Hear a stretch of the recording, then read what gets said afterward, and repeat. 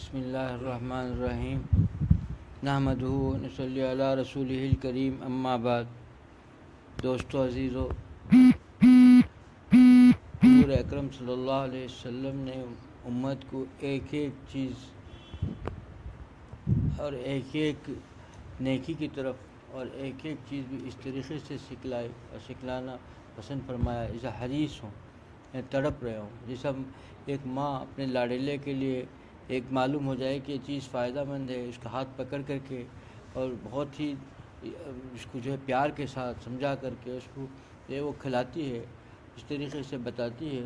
اس طریقے سے حضور اکرم صلی اللہ علیہ وسلم نے امت کو ایک ایک چیزیں ایسی بتائی کہ کس طریقے سے کیا کیا جائے. اٹھیں گے تو کیا کرنا ہے، جب اٹھ کے ہاتھ دھوئیں گے تو کیا پڑھنا ہے، کیا کرنے ہوں گے، کھانے کے لیے کیسا بیٹھنا ہوگا، لباس کیسے ہو، چلے تو کیسے چلے، سوئیں گے تو کیسا سوئے، کس طریقے سے سوئے، وضو کر کے سوئے، سیدھی طرف لیٹیں داہنی طرف، اور داہنے رخسار کے نیچے اپنے ہتھیلی رکھ کر سوئے. یہ طریقہ ایک ایک چیز بھی کیوں سکھایا؟ چاہتے یہ تھے کہ وہ امت جو ہے اللہ کے قریب ہو جائے. ایک ایک چیز بھی ایسی سکھا دی جو اس پر عمل کرے وہ کامیاب ہو جائے.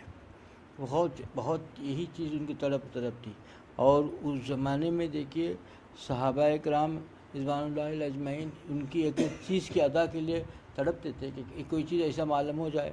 اور ہم پوچھتے نہیں تھے کہ بھئی فرائض کیا ہیں، واجبات ہیں، پوچھتے تھے کہ جاتے یا رسول اللہ صلی اللہ علیہ وسلم اللہ تعالیٰ کو کیا چیز محبوب ہوگی، کون سی چیز عبادت محبوب ہوگی. تو حضور اکرم صلی اللہ علیہ وسلم اس صحابی کے اعتبار سے بتاتے تم فلانا کام کر لو تو اللہ کے محبوب بن جاؤ گے، تم اپنی زبان کو قابو میں رکھ لو تو اپنی زبان بن جاؤ گے. اس کی مزاج کے مطابق اس کو بتایا تھے کہ اللہ کے محبوب کیسے بننا ہوگا، اللہ کا پیارا کیسا بنے گا. وہ بہت سچے طالب تھے، تڑپتے تھے اور چاہتے تھے کہ صحابہ کسی طریقے سے ہم جو ہے ان کی ایک ایک ادا پر عمل کر کے کامیاب ہو جائیں. عبداللہ ابن عمر رضی اللہ عنہ کے واقعات میں لکھا ہے کہ وہ ہر وقت یہی چیز چاہتے تھے کہ میں جو ہے ایک ایک چیز سیکھ کر کے اللہ کا جو ہے اللہ کے یعنی نیکیوں کا حریص کروں، نیکیاں کماؤں اور اللہ کا محبوب بن جاؤں.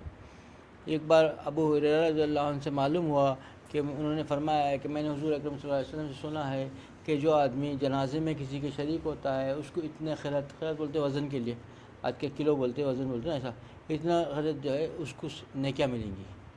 اور پھر جو جنازے میں نماز جنازے کے بعد جو پھر قبرستان تک جائے گا تو اس کو دگنی ملیں گی. جب یہ معلوم ہوا تو لمبی سانس لی، اور پہلی بار ان کو سننے میں آیا، بہت لمبی سانس دی اور بہت ہی جو ہے افسوس کے ساتھ کہا کہ ہائے کاش میں نے کتنی لمبی مدت ان نیکیوں سے محروم ہو گیا. یعنی اتنی نیکیاں جو مجھے ملنی تھی، اتنی لمبی مدت میں ان نیکیوں سے محروم ہو گیا. کتنا تڑپ ان کے اندر پیدا ہو گیا کہ ہائے میں نے اتنی بڑی مدت اس نیکیوں میں سے محروم ہو گیا.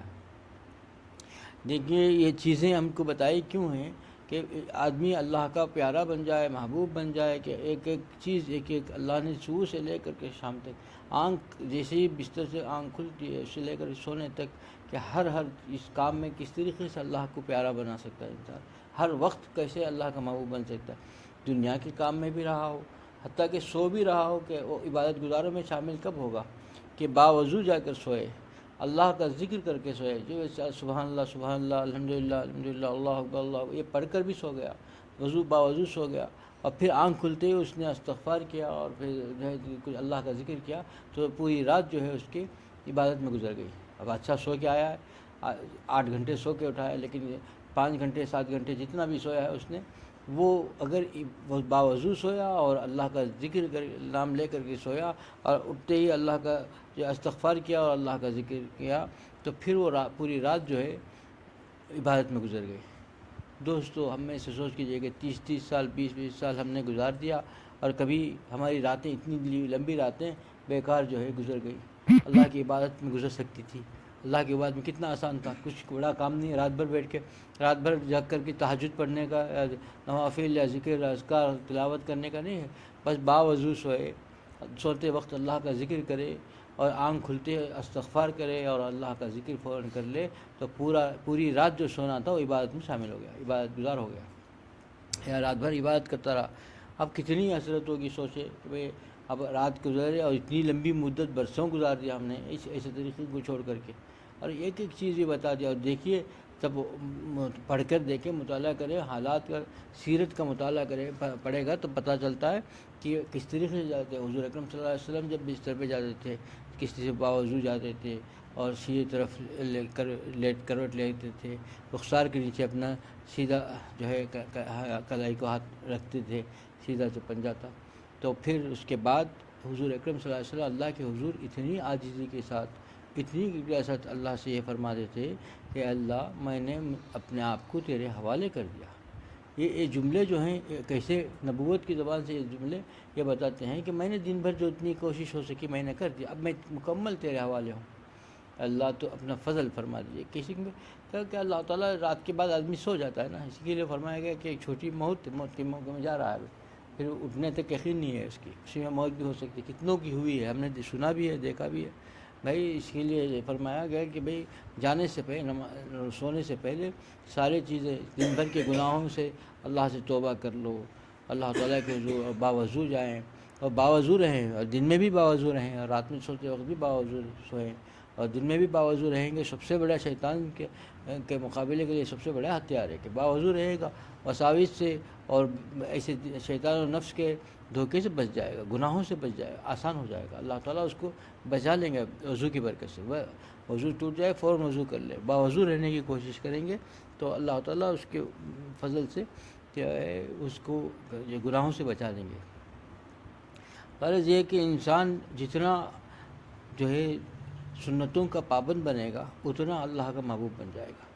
سنت ایک ایک سنت بھی ایسی ہے، ایک ایک سنت بھی ایسی ہے کہ اگر اس کو غور کر کے دیکھیں، ایک ایک سنت بھی جو ہے زندگی کو مزیدار بنا دیتی ہے، اللہ کا مقرب بنا دیتے ہیں، اور زندگی بڑی راحت سے گزرے گی اگر سنتوں پر عمل کرے گا. ایک ایک سنت کے اندر بہت بڑے جو ہیں قیمتی ذخیرے ہیں، اس کی صحت کے اعتبار سے، اس کی دولت کے اعتبار سے، دنیا کے اعتبار سے، آخرت کے اعتبار سے، سبھی ایک اعتبار سے. اب ایک آدمی کو معلوم ہو جائے، دیکھیے کہ اس زمانے میں یہی فرق تھا کہ صحابہ اکرام رضوان اللہ اجمعین جو ہے ایک ایک چیز معلوم ہوتی تڑپتے تھے، اس پر عمل کرتے تھے. ان کے سامنے آخرت کی زندگی تھی اور ہمارے سامنے ہے نہیں. تو ہم کو جو ہے معلوم ہو جائے کہ دنیا کا کوئی نفع یا کوئی چیز فائدہ کوئی بہت بہترین ہے تو دل کے اندر اتنی بے چینی بے قراری ہوتی ہے، اس کو پانے کی فکر ہوتی ہے، اس کو حاصل کرنے کی کوشش کرتا ہے. لیکن آخرت کے سلسلے میں معلوم ہو جائے، ہمیں کتنی چیزیں معلوم ہیں کہ اس سے یہ فائدہ ہوتا ہے، اس سے ایسا ہوتا ہے، اللہ کا قرب ملتا ہے، اسے کرنے سے اللہ کا محبت بڑھتی ہے. لیکن معلوم ہونے پر ہمارے دل میں وہ جاگتی نہیں، وہ تڑپ نہیں جاتی. کیوں نہیں جاگتی؟ کہ ہمارے سامنے آخرت کی زندگی نہیں ہے. یہی دنیا بسی ہوئی، آخرت کی زندگی ہمارے سامنے نہیں. جن کے سامنے آخرت کی زندگی ہوتی تھی وہ لوگ ہر لمحہ یہی چاہتے تھے کہ اللہ کا قرب کیسے حاصل کرے. یہ ایک چیز معلوم ہو گئی کہ یہ اللہ کے جو ہے محبوب، اللہ پسند کرتے ہیں اس چیز کا، تو فوراً عمل کرنے تیار ہو جاتے تھے. اس کے لیے ہر کسی چاہے کتنا بھی اس کے لیے جو ہے مجاہدہ ہو جائے، تکلیف ہو جائے، سب برداشت کرنے تیار، اور وہ کرنے کے لیے بے قرار ہو جاتے تھے. اور ہم کو کچھ بھی احساس نہیں. پتہ بھی چل جائے کہ اس کے یہ فائدے ہیں، یہ نوافل پڑھو گے، یہ ذکر کرو گے، ایسا کرنے سے اللہ کا محبت بڑھے گی، کسی چیز سے ہم کو جو ہے لگاؤ نہیں ہو رہا. اس وجہ سے کہ ہم لوگ جو ہے ہمارے آنکھوں کے سامنے صرف دنیا ہی دنیا ہے، آخرت کی زندگی ہمارے سامنے نہیں ہے. دوستو عزیزو، یہ عارضی زندگی ہے. یہ جو لمبی زندگی ہم کو گزارنا ہے اس کی ہم فکر نہ کریں تو بڑی نادانی ہوگی، بڑی بےخوفی ہوگی. جو ساری دنیا سے سب سے بڑا احمق ہم لوگ کہلائیں گے کہ اگر ہم دنیا کے ہی فکر میں لگ جائیں، آخرت کی فکر نہ کریں. دنیا کی فکر نہیں، اللہ تعالیٰ اس کو کسی بھی خیر کے ساتھ گزار دیں گے. دیکھو اللہ تعالیٰ ہر آدمی کا جو رزق دینے کا وعدہ رکھا ہے، کوئی بھوکا نہیں سوئے گا. اللہ تعالیٰ رزق پہنچانے کا ذمہ لیا ہے، یعنی دینے کا نہیں، دینا تو الگ ہوتا، محنت کرے گا آئے گا دے گا. اللہ تعالیٰ پہنچانے کا ذمہ لیے ہیں، پہنچا رہیں گے. کسی بھی صورت سے رزق پہنچے گا، اور رزق پہنچے گا تو اس سے آدمی اسی تقدم میں نہ رہے کہ دنیا مل جائے. دنیا جتنا ملنا ہے وہ مل کر رہے گی. آخرت کی فکر کے لیے محنت کرنی ہوگی، کوشش کرنی ہوگی، اپنے نفس و شیطان کے مکر سے نکلنا ہوگا، اور اس کے لیے ہی زیادہ کوشش ہونی ضروری ہے. اللہ تعالیٰ نے جیسے جسمانی صحت کے لیے غذائیں دی ہیں، اس کی صحت کی حفاظت کے لیے طریقے بتائے ہیں، اسی طریقے سے روحانی صحت کے لیے بھی طریقے بتائے ہیں کہ ذکر کرو، اللہ تعالیٰ کی نافرمانی سے بچو، گناہوں سے بچو، اللہ کا ذکر جتنا کرو گے اللہ کے ذکر سے دل میں ایک نور ہوگا، اللہ تعالیٰ کی اطاعت آسان ہو جائے گی، اللہ تعالیٰ کی اطاعت آسان ہو جائے گی، اور اللہ تعالیٰ کا ایک نور دل میں اندر پیدا ہو گیا تو ساری زندگی مزیدار ہو جائے گی، جیسے بھی ہو جہاں بھی ہوگا بڑے عیش و عشرت سے زندگی گزارے گا، اللہ کا محبوب بن جائے گا۔ یہی اصل ہے، اس کی پانے کی کوشش کرنی چاہیے کہ عارضی زندگی میں، عارضی اس دنیا کے اندر اسی کے رنگ رلے میں جو ہے اپنے آپ کو کھو کر کے آخرت کو برباد کر لے، اللہ کا نافرمان بن جائے، وہ بڑا بدبخت انسان ہوگا۔ اللہ تعالیٰ سے ہمیشہ مانگتے ہوئے رہنا چاہیے، اللہ اپنی رضا کاملہ دائمہ نصیب فرما اور اپنے رضا والے اعمال کی توفیق نصیب فرما۔ یہ بڑی نعمت ہے دوستو عزیزو، اللہ مجھے بھی اس پر عمل کی توفیق عطا فرمائے، آپ لوگوں سے عمل کی توفیق عطا فرمائے۔ وآخر دعوانا الحمدللہ رب العالمین۔